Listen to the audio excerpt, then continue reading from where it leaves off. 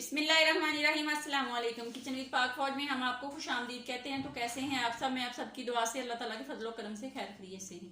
Recipe बनाने से पहले वही छोटी सी रिक्वेस्ट है, अगर चैनल पे नए हैं तो चैनल को सब्सक्राइब कर दें, रेसिपी को पूरा देखा करें, बनाया करें। अगर रेसिपी अच्छी लगती होती तो लाइक कर दिया करें, वीडियो को फुल वॉच किया करें और जाते जाते लाइक कर दिया करें, ये आप लोगों की तरफ से प्यार होता है।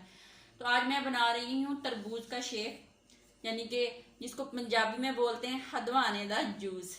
ठीक है, तो उसको बनाने के लिए हमें किन किन चीज़ों की ज़रूरत है। तो यहाँ पे मैंने एक तरबूज लिया था, जिसका आधा हिस्सा जो मैंने काट के इसके अंदर से जो इसकी वो कहते हैं जो इसकी गिरी सी है वो उसको निकाल लिया है।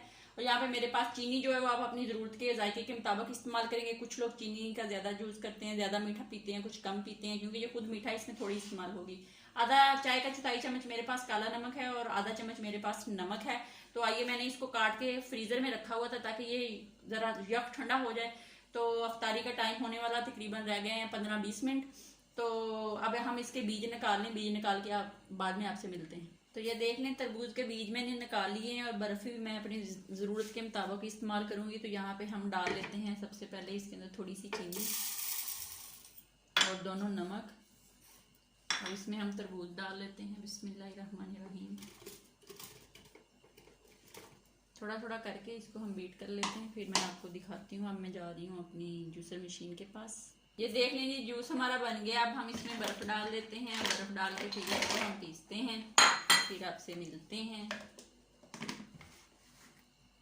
तो ये लें, मज़े मज़े का तरबूज का जूस जो है, शेक जो है वो बन के रेडी हो गया। अब हम इसको गिलास में डालते हैं। बिस्मिल्लाहिर्रहमानिर्रहीम। तो ये इतना मज़े का बनता है, इतना मज़े का बनता है कि आप एक दफ़ा बना के पिए, फिर बताना कि कैसा बना था। अपना बहुत ज़्यादा ख्याल रखा करें और इस तरह की चीज़ें, इस तरह की ड्रिंक जो है वो पीते रहा करें, ताकि अफ्तार वो रोज़ों की कमज़ोरी ना आए आप लोगों को। तो इस तरह की चीज़ें जो हैं ये बंदे के मैदे को भी सही रखती हैं, सेहत को भी सही रखती हैं, तंदुरुस्ती देती हैं। तो ये देख लें कितना खूबसूरत लग रहा है। अपना बहुत ज़्यादा ख्याल रखें, खुश रहें, दुआओं में याद रखें। ज़िंदगी रही तो कल किसी नई रेसिपी के साथ फिर हाजिर होंगी। तब तक के लिए इजाज़त दीजिए। अल्लाह हाफिज़। ये देखिए।